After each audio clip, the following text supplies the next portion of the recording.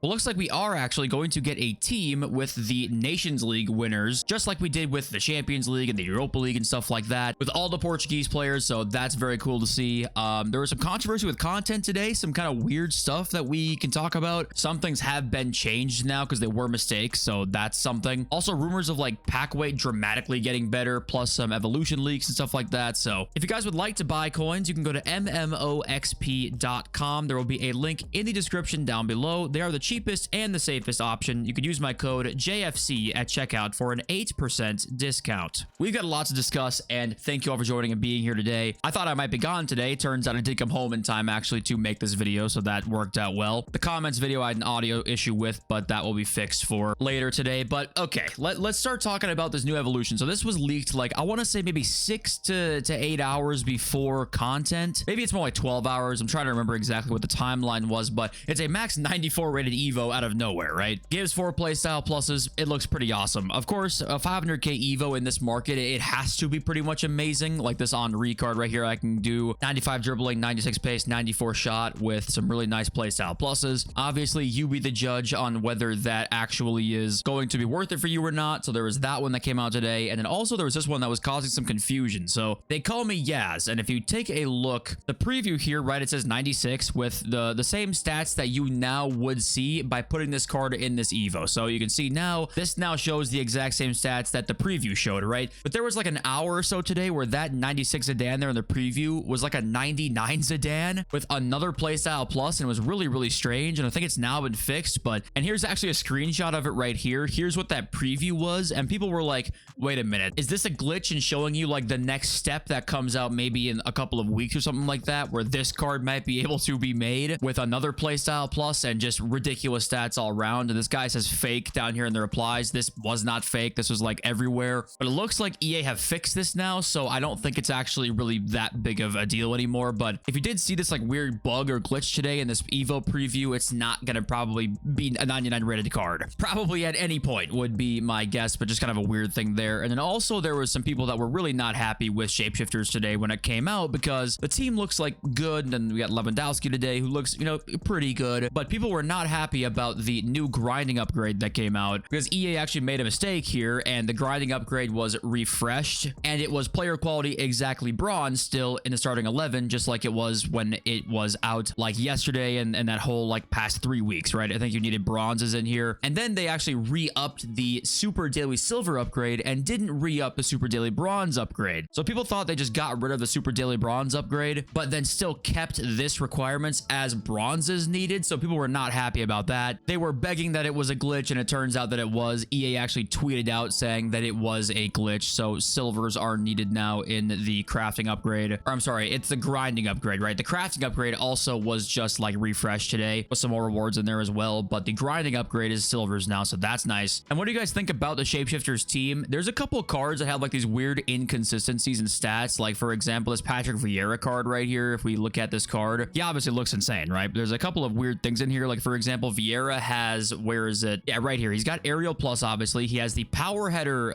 play style, but then if you look at his heading accuracy, he has 65 heading accuracy. So there's some weird kind of like quirks in some of these cards that make them interesting. But yeah, it also does seem like more people were saying pack weight seems to be better. I was seeing a lot more pack pulls on the timeline than I was during team of the season, but some people saying drop rate's still horrible. So I don't know how much actually better it truly is. It's all really just anecdotal at the end of the day. But yeah, let me know in the comments if it seems to be better. Now let's start with actually talking about some stuff that we have not seen on the channel yet. We've got all the Shapeshifters objective or SBC cards. These were leaked yesterday, but obviously didn't make a video yesterday, so I want to show you guys this quickly. We've seen David Beckham and Robert Lewandowski. Savinho, all official stats by the way. Savinho SBC with quick step, tiki-taka, low driven, and technical, which is 4 pretty awesome play styles. Now, not gonna lie to you, 92 dribbling on Savinho, a little low. Honestly, a little low there. Maybe that's me being nitpicky, but that's actually kind of discouraging for me. Next up is flashback Timo Werner with pinged, rapid, and finesse shot. 99 base pace there. That's a pretty nice card. Nemanja Vidic has, well, first of all, he's a CDM, but he has aerial, anticipate, slide tackle, and long ball with a fairly interesting card there. Striker Claudio Marquisio, okay, with power shot, finesse, tiki-taka, and incisive with some interesting stats in there. Striker Abidi Pele, quick step, technical, low driven, and incisive. More great playstyle pluses. We saw Haji Wright already, and Lobotka and Kowalski see down there. So some more cards we have not seen yet here. I wanted to start with this because we would have talked about this firstly yesterday. And last thing before we look at the Nations League cards here, these Shapeshifters cards do have a Globetrotters chemistry, by the way, if you guys haven't seen that. So they have a little bit of a boost in chemistry as well. So with Shapeshifters and Tots both combined, chemistry kind of isn't going to be a thing for these last like few months here, which honestly, I'm down for that. At this point, let's just change something up. But okay, next up here, we have got all of the UEFA Nations winners are coming into packs, official stats and playstyle pluses as well. And this was obviously like one of the more hyped up moments that I can remember, honestly. Every single time one of these teams drops, people are very happy about it. Now the pack weight obviously could be a lot better, but this is one of those things to me that I think EA probably added this in a little bit later, right? It's been a while since they won it. It probably wasn't super planned right away, but they saw that we liked the other teams and now they were like, okay, we'll do it again. So to me, this kind of shows once again that they do some things off the fly like this. But anyway, there are some cards that you won't be able to afford in here, right? Like Rafael Leao, who's insane. Nuno Menj, they gave him low driven for some reason with quick step and anticipate. So I don't actually know how expensive that card's going to be, but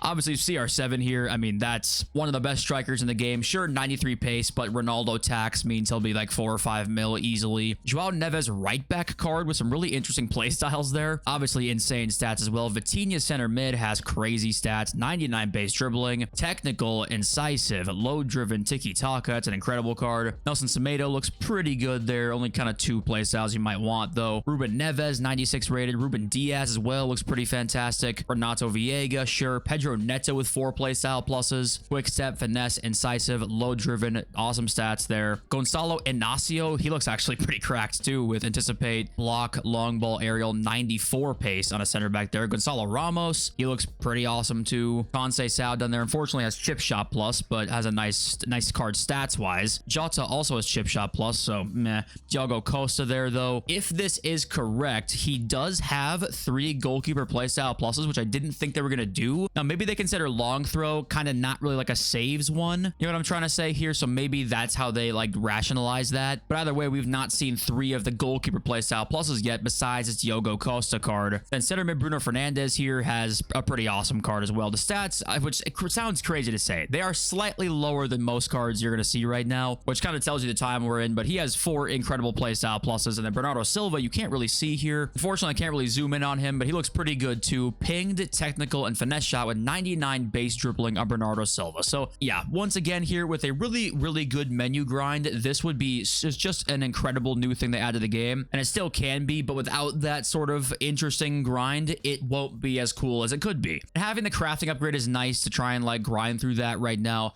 But there's just so many missed opportunities recently with a real genuine repeatable 82 by 20 or repeatable 8310 right now that they could be doing that they just for some reason are choosing not to, and I really have no clue why. But it does make you wonder like what next year is going to happen, right? Well, we see a lot of these teams. We could see one for every league title winner, any domestic cup winner we could see next year. So I'm glad that hopefully this is a thing for the future, even if it stays just like this where it's hard to pack still. It's still better than nothing, right? But you'd hope maybe they would, I don't know, try and really get the menus to be fun in June. You'd think they'd want to do that, but that just has not been the case. The next up here, we got some new playstyle plus evolutions that are supposed to be coming most likely via objective, says AC, and the 2 that we have right now, there's more that we'll look at in a sec, but this tweet here, the 2 of them, is Tiki Taka Plus and Jockey Plus, which, I mean, Tiki Taka Plus we know is pretty incredible, but Jockey Plus, again, is interesting because we just got a Jockey Plus. So there are some people saying, like,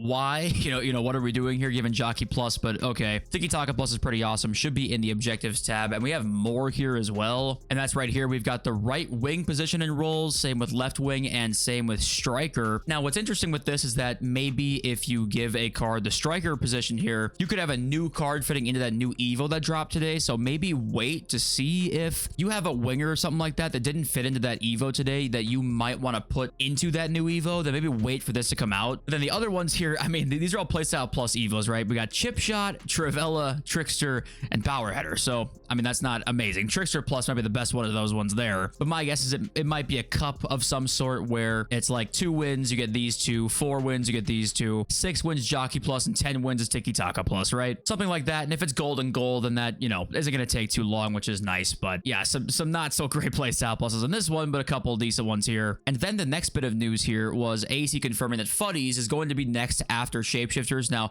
Shapeshifters is a 3 to 4 week promo. I think it's actually leaked to be 4 weeks this year, so it's still a ways away, obviously, but that will be next after Shapeshifters. And the new season's probably going to be like the futties season, right? So that's, you know, that's how close we are now to futties, which is like full send it season. Just right now, if you're still, you know, playing the game and enjoying it in certain spurts, just try and have as much fun as you can with your coins and not saving too much, because right now, you know, we're really at that point of the year where it's like go out and just have as much fun as you simply possibly can and kind of say fuck the coins, right? So that's a reminder about that. And apparently the next evos as well are going to be 93 overall. So there was like the 194 that we saw right with that special one that came out today, and now the rest should be looking like 93s, because that obviously was leaked for the last like week or so. But the 94 does seem to be one that was kind of like a one-off or a special one, right? And also going back to this quick, some unfortunate news was this Mexico player down here, which we all assumed was Carlos Vela, didn't come out. So sorry, you Mexican fans, you LAFC fans, you just didn't get your Carlos Vela, because I guess go fuck yourself. There's no other explanation here. He was on the loading screen, still hasn't come out.